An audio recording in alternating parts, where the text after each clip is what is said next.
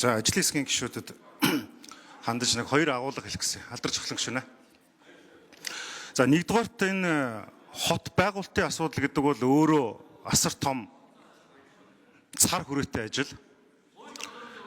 Тэгэхээр альва шийдвэр гаргахдаа ямар суурь судалгаанууд дээр мөн төсөөтэй аргын загварчил буюу ямар симуляц хийх гэдэг маш чухал байна. Ер нь бол манай улсын үеийн засгийн газрууд болон хотуудын гаргаж байгаа шийдвэрүүд нь сүүлийн жилүүдэд асар огцсон болсон. Нэг өглөө босоход л боржоор хуулцдаг. Нэг өглөө босоход л нэг шин дүрм гарчдаг. Нэг өглөө босоход л татвар нэмждэг ийм асуудал гарсан. Тэгэхээр ажлын хэсэгтээ хандаж хэлэхэд бол нэг хоёр зүйлийг цаашдаа бас анзаарч авч үзээч гэж хүсэж байгаа. Нэгдүгээрт энэ симуляцийг маш сайн хийх хэрэгтэй байна.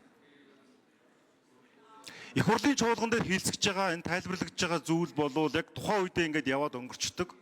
Мэдээлэлтэй ойлгож байгаа хүмүүс нь ойлгоод өнгөрчдөг. Гэтэл жирийн иргэдэд нөгөө ойлгомжтой байх. Одоо энэ шинэ ерөнхий сайд чинь болохоор зөвлөлт харчил гэж санааталж хийжсэн шүү дээ. 2015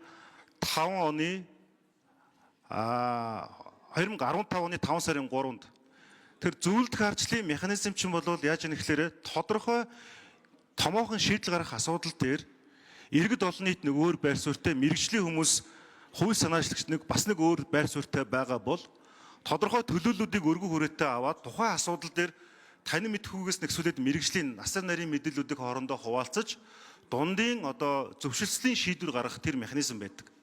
Тэр энэ хотын асуудал дээр бол яг ийм зөвлөлт харчлын зарчим гэдэг шиг иргэддээ мэдээлжүүлсэн иргэдийн оролцоог хангах хэрэгтэй. Өмнө нь бид нар чи иргэний танхимууд гэж 10 жилийн өмнө байгуулад тодорхой асуудлууд дээр бодлогын хийгээд үн цэнсийн асуудлууд дээр иргэний танхимын хилцүүлгүүд хийдэг байсан. Тэгэхээр энэ байхаа болцсон. Тэгэхээр улсын хурлын гишүүд бол мэдээж бид нар хууль тогтоох тодорхой шийдвэр гаргах эрх мэдлийг хэрэгжүүлж байгаа ч гэсэн бүгдийг мэдэх боломж байхгүй учраас аль болохоор гаргаж байгаа шийдвэрүүдийн иргэдийн дэмжлэгтэй байх үүднээс иргэдэд илүү мэдээж тэдний оролцоог хангах тал дээр нь анхаараач гэдэг хүсэлт байгаа. За хоёрдугаарт энэ симуляц гэдэг асуудал байгаамаа. Юу гэхээр энэ төслийг явуулснаар энэ хуулийн үйлчлэлийг бий болгосноор жишээлбэл 10 жилийн дараа гэхэд нийгэм эдийн засгийн ямар үр дүн өгөөж бий болох юм бэ? Түрүүн алдарч эхлэн гишүүн хэлсэн шүү дээ. Хүний эрхийг хүүхдийн эрхийг хангахын тулд энийг хийж байгаа гэж. Энэ төслийг энэ концепцийг хэрэгжүүлснээр яг хэмжигдэхүйц нөгөө лувсан жамч гишүүний банк хэлээд байгаа. Хэмжигдэхүйц ямар үр дүнгууд гарах юм?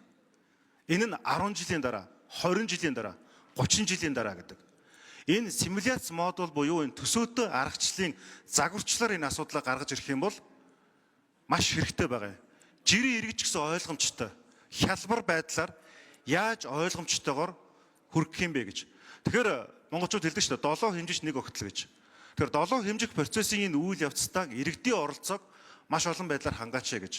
Тэр мэдээж мэрэгжлийн хүмүүс бол яг энэ наривчилсан яг төс төлбөртэй холбоотой эдийн засгийн үр дүн төсөөлүүдийг гаргах баг. Гэхдээ төрийн бодлого иргэдэд итгэл үнэмшил төрүүлж ээж дэмжлэг авдаг, тэгжээж урт хугацаанд үйлчлэгээ гэсэн. Тэгээ энэ хоёр агуулгыг ажлын хэсгийнхэн зориулж хэлье. Баярлалаа.